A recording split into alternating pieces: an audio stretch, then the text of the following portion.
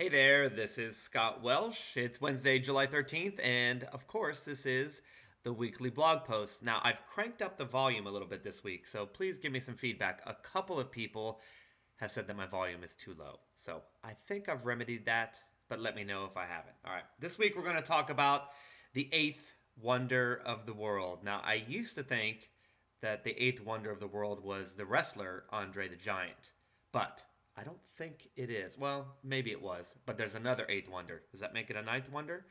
Who cares? Let's move on. I have a quick question for you to start off our blog post this week, and that is, would you rather have $625,000 at the end of 30 days, right? So if I came to you and said, okay, you have to wait 30 days, but at the end of 30, I'm going to give you $625,000, right? So that's number one. Would you rather have that, or would you rather start day one of the 30-day period with $1, and then the next day I'll double it, so you'd have $2, and the next day I double it and you'd have $4? And would you rather do that for 30 days and see whatever that ends up being, or would you rather have 625,000? So situation one, end of 30 days, 625,000. Situation two would give you at the end of 30 days. Are you ready? Have you chosen? Have you? At the end of 30 days in situation two, you would have $1,073,741,824. Wow, right? That is the power of compounding money, and that is the actual eighth wonder of the world. You can look it up, right? Now, when I talk about trading robots, as I've been doing since 2013 on this blog post, either in written form or video form, when I talk about them, I say it all the times, I don't like to talk about compounding. I just say, assuming no change in trade size, no compounding your money, and you pull the money out each month. Number one, because that's what I am doing and plan to do in the future with my own trading. But the other reason is I don't talk about the other reason I don't talk about compounding is it's honestly it's a little too amazing. It's a little too crazy. Compounding money is almost more than my mind can handle. And it's surely more than my greed can handle. When I start looking at spreadsheets and I see what robots can do or trading in general can do when you compound, it's easy to get carried away. It's easy to get disappointed when, if for example, you lose your first couple of trades and you don't see this magical compounding happening. The compounding will happen regardless, but sometimes you get so greedy and you want it to happen so fast that it doesn't happen fast and then you bag it, right? That can happen. But this week, we're going to throw all that aside. We're going to talk about compounding in a really simple way, and you can see what in the heck I'm talking about and maybe why it's the eighth wonder of the world, right? I got an email in the past week, and someone who trades robots and wants to know if you can you take a small amount of money, put it away for your children's future, whatever, and make it a big amount of money, right? What would I do if you just had a small sum? What would I do to make it a big sum? For example, if you had approximately $5,000, or in my example, I'm not going to say $2,000, but what if you had a small amount of money? How would I or someone or anyone go about turning that amount, that small amount, into a huge sum for your children? Maybe a college fund or a trust fund or your family, maybe a house, or to yourself just to have money and you can roll around in it and pour ketchup on it. Although I don't know why you'd pour ketchup on it, but it's your life. So let's just do some simple compounding together this week and let's take a look, shall we? We're going to look at what Aussie yen can do for me, what AUD can do for me. All right, here are the stipulations, just so you understand what in the heck we're talking about. First, we're going to look at just one robot, right? If you come to the Thursday webinar, I'm going to talk about it one more time with multiple robots and a little bit more complicated. But we're just going to use one robot for today, right? Now, why would we do that? Either for example purposes or for real life? Well, for example purposes, obviously, but for real life, you might want to consider doing something like this because the drawdown can be computed with much more precision. When you have a portfolio, all sorts of variables are being thrown at you, and it's hard to lock down exactly what drawdown is. For example, if you have two different robots, one has a maximum drawdown of 1,000 and the other has a maximum drawdown of 3,000. Well, what's your real drawdown? If you trade them both together, you don't just add up the drawdowns, right? It's how they work together in concert. So it's hard to know.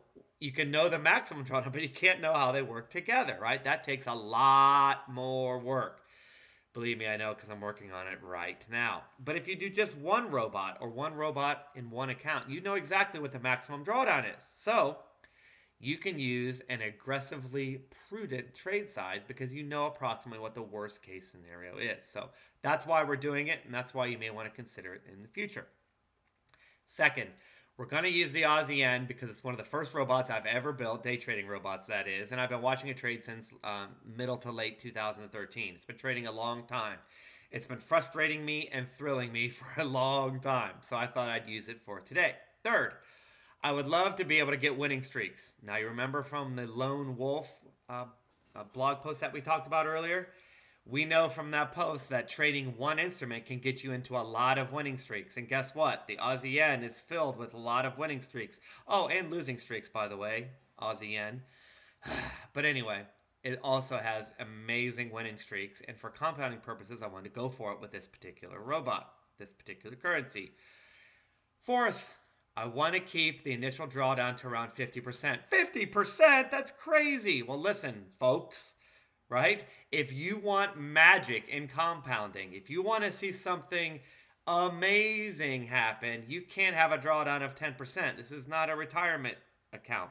Now, keep in mind, we're just trade sizing to 50%. There's no reason why or no guarantee that you're going to lose 50% of your money. It may not happen. We're budgeting on the worst case scenario that's happened one time in the last 10, 11, 12 years, right? So either A, it may never happen again. B, it may not happen by the time you've already compounded the heck out of it and taken all your money out, right? So yes, it's scary to put an initial drawdown of 50%, but that doesn't mean it's going to happen. Of course, it could get worse, right? Everyone tells you that, and it's true. But I'm just saying, if you want to see something grow, you've got to take your risk and your risk management up, right? You've got to take your aggressiveness up if you want to see something amazing. So that's what I did for this particular exercise. I put the maximum drawdown at 50%. It doesn't mean I was expecting 50. Got it? That's really important point when you're talking about things like this. All right. So now that that's all set, let's get to the spreadsheet and take a look. Now here are the periodical monthly returns of the Aussie Yen going all the way back to 2003. So I just started in 2003. Is that realistic? I don't know. We could have started really any time, right? It doesn't really matter when we started. So I just started at the very oldest piece of data that I had. Okay.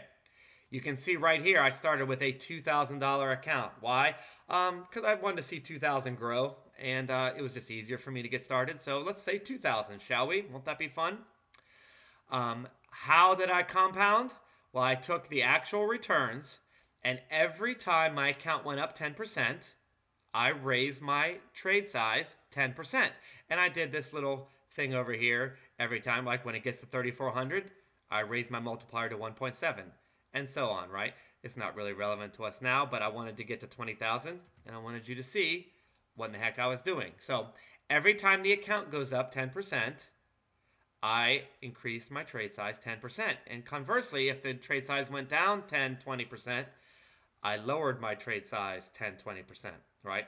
So I wanted to make sure that you knew that I was going up and down. This is crucial.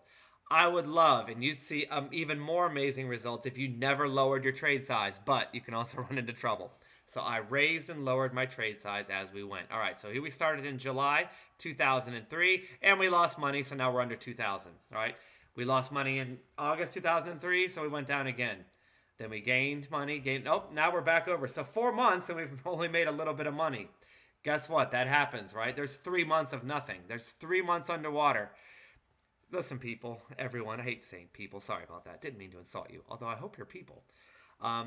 This is really easy to see on a spreadsheet and really crappy to go through in real life. I'm just saying, let me just make that point. That is not fun. That's 90 days of no profits. But anyway, let's get to the exercise. All right, when it finally rose 10%, at that point then, at the end of that month, I raise my trade. So I'm doing this on a monthly basis. You could do this on a daily or a weekly. I've done that. And if you're interested, I can do exercises on that too and talk about it. But this was at the end of month, so it's so easy. You just look at your account at the end of the month and then you raise your trade size or lower it or keep it the same. No problem. So at the end of this month, right, 12 months later, right, this was not a great period of time. 12 months later, I finally got to raise my trade size. Okay, fine. So I did. And you can see the account begins to grow. Eventually, we get to 3,000, right, after 23 months. And on this right side, that's how many months we've been in it, right? And then it starts to go a little faster, and we get to over 4,000, and we get to over 5,000. Now we're over 6,000, 10, 12, right? You saw it skip to 14 there, 18, and then I stopped when it got to 20,000. I thought that was enough, all right? So by compounding, by taking our wins and then increasing our trade size, we can go to our target a little bit faster, right? We've now started with $2,000, and by compounding our gains and adjusting for losses, of course, now our account size is 20,000. So 2,000 has gone to 20,000 in 97 months.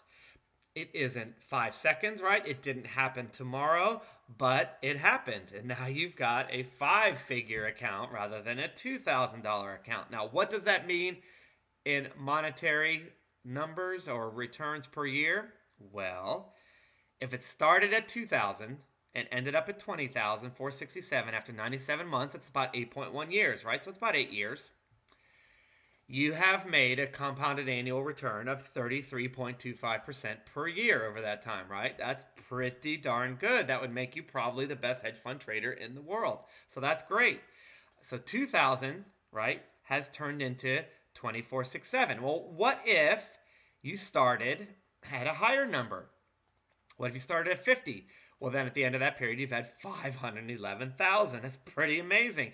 And if you started with 100,000, you'd have over $1 million in less than a decade. So you put it in, right? You start this process when your child is 10 years old, and by 18 years old, you've got $1 million, right? It's nothing to sneeze at, even though the Aussie yen was just one instrument, and even though it was very up and down, and even though we didn't even get to raise our trade size for 12 months, right? This was a very slow moving process. I've seen it go much faster. But nonetheless, it's still pretty darn amazing. I mean, look at that number. That's better than any number of any trader that's traded long-term in history, right? And if you need further evidence, that's the total amount of profit that we've achieved by compounding. Well, what if you didn't compound? What's the total amount of profit? That much. So you go from 5,500-ish to 18,000. By compounding, you can see that your profits can increase dramatically. So to answer the question and to talk about compounding, if I had a small amount of money that I wanted to turn big, by all means, I would put aside whatever you feel comfortable, and then I would compound the heck out of it. I would not take any money from it. Now, are there other ways than just trading the Aussie yen? Of course. And like I said, we'll talk about those probably tomorrow in the Thursday 2 p.m. Eastern webinar. But this is just a real easy example from a robot that I've been watching trade for a long time, just to show you and to get your mind working on what is possible. Got it? Let's go back to the slides. Let's do some updates first, and then we'll wrap up our weekly blog post for this week. I got some good feedback about possibly doing a course on the 100% system.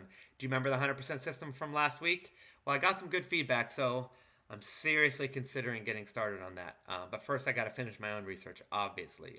But thanks for the feedback. I'd love to have more if you have any thoughts on being interested on the ins and outs of a 100% system.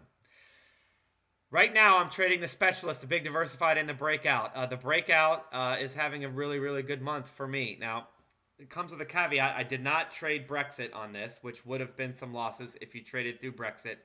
And I did get a winner, I think, on a pound-dollar trade. It was Friday, and it was up, and I just took a winner, or it was the day before Brexit. It might have been even a Wednesday. I don't remember when it was, but I took it out early, which you're never, ever supposed to do on the Breakout. But I took it out early because I wasn't going to be in my computer or Brexit was coming. There was a reason why. It was the only time I did it. But I did it, and it turned out to be a winner, and that trade turned out to be a small loser. So, whatever. That's luck. I'm sure there are many, many trades that I've missed, and it's luck has gone the other way. Just to letting you know, the bottom line is my big diversified Hornet portfolio has been about as much fun as watching a sharp stick go in my eye. But the breakout portfolio has been really, really fun. I'm up a little over 3% in that as we speak right now in real money. So there's your argument for trading multiple systems, by the way, because breakout is doing well while the Hornet is rolling around in pig slop. Um, and by the way, trading breakout is so easy. You don't really even have to watch it. It just goes. So anyway, we can talk more about breakout if you like. But that has been the bright spot of my month. I'm still waiting on a trade for the new trend following. It's taking too long, so I'm going to have to add some more robots in there and try to get a live trade. I thought I'd get one by now. I apologize for that. It's a New Zealand dollar that I'm waiting on. It won't take a trade. Gosh darn it. Um, I am just ecstatic about the 100% system. Remember, this is where I came from, the 100% system. Right now, I've already got it up and ready to go on multi-charts. I know nobody trades multi-charts, but remember, I spent $1,300 or $1,200 on multi-charts, so I better freaking use it. I will probably trade my 100% system on that because it looks just like my TradeStation charts, but I'll keep you posted on that. I'm also going to get it built for MT4 too at some point very soon. But I'm going to get started on that. I'm really, really liking it. So anyway, I'm hoping to get a VPS this week. And like I just said, I'm working on getting the 100% system coded into MT4, but it's not available yet. So that's the blog post for this week. Compounding is amazing. We're going to talk about it more in the days to come, maybe in 24 hours. Here's the contact information. Love any feedback on courses or questions or breakout or anything that you may want to ask. That's the email there at the top. That's all for this week. Hope to see you tomorrow, and bye for now.